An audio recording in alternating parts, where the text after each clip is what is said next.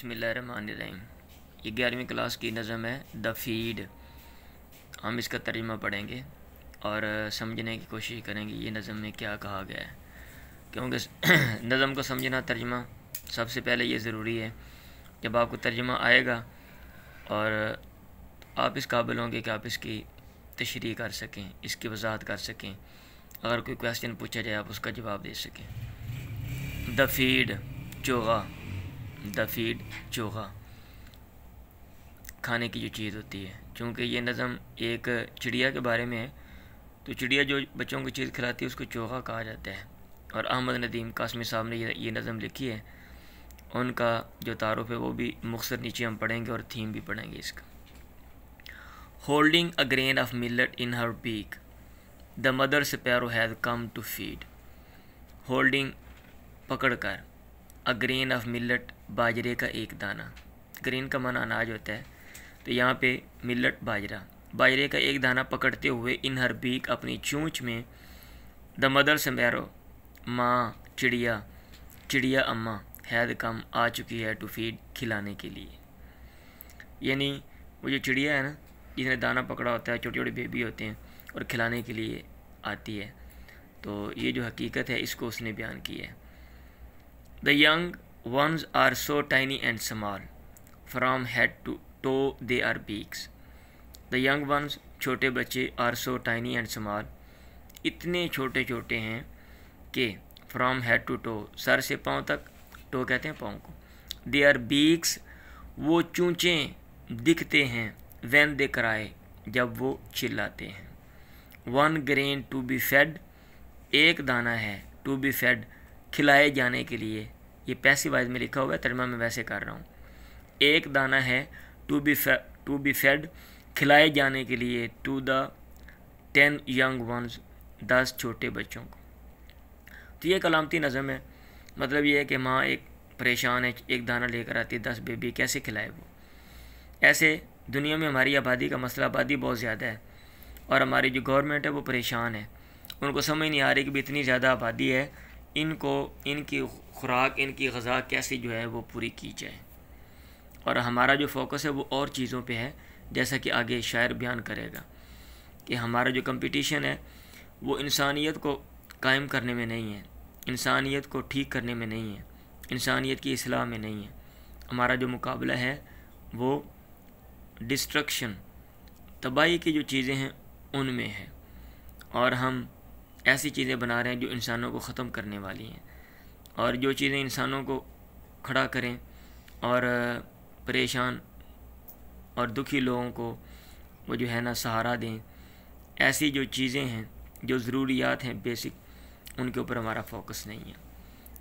शायर कहता है to home the mother sparrow should feed, किसको, चिड़िया अम्मा को, शुड फीड, खाना खिलाना चाहिए। Conjoining beak with beak, conjoin का माना क्या होता है, मिलाना, चोंच के साथ चोंच मिलाकर। With home should she solace, किसको, उसको चाहिए सोलेस के वो तसल्ली दे।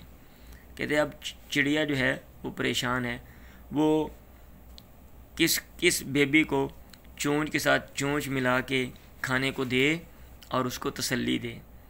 फिशरिंग द एटम, एटम ज़र्रे को तोड़ के। You have learn to weep and wail in a loud tone, तुम सीख चुके हो रोना, एंड वेल और कराहना, इन अ लाउड टोन, बुलंद आवाज़ से। स्प्लिटिंग द ग्रेन, दाने अनाज को तोड़ के। यू हैव लर्न, तुम सीख चुके हो, to set life on foot, ज़िंदगी को कायम करना, ऑन फुट, पाँव पे, ज़िंदगी को पाँव पे खड़ा करना, कहते तुम सीख चुके हो।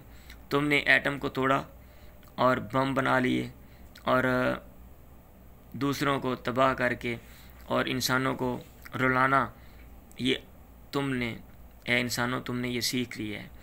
और अनाज तोड़ के ज़िंदगी को पाँव पे खड़ा करना भी तुमने सीखा है, लेकिन हकीकत में जैसे सीखना चाहिए था वैसे नहीं सीखा।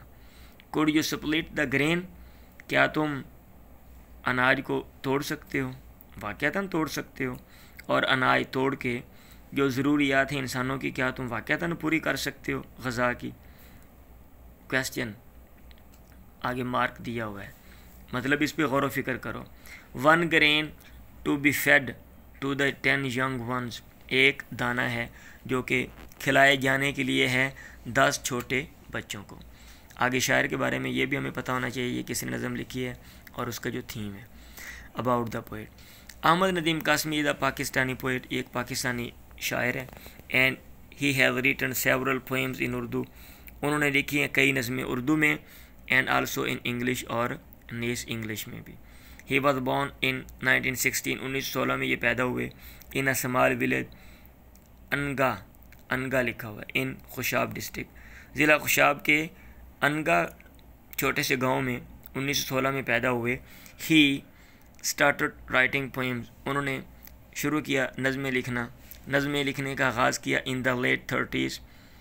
लेट 30s का मतलब ये होता है कि 30 साल के बाद, यानी 40 साल की उम्र के करीब करीब लेट 30s। अर्ली 30s का मतलब ये होता है कि 30 साल के बाद और जल्दी 30 साल के मुत्तसिल बाद, और लेट 30s 30 साल के बाद, लेकिन बाद में यानी 35-40 साल के दरमियान। He published more than a dozen books, उन्होंने छापी 1 दर्जन से ज़्यादा किताबें।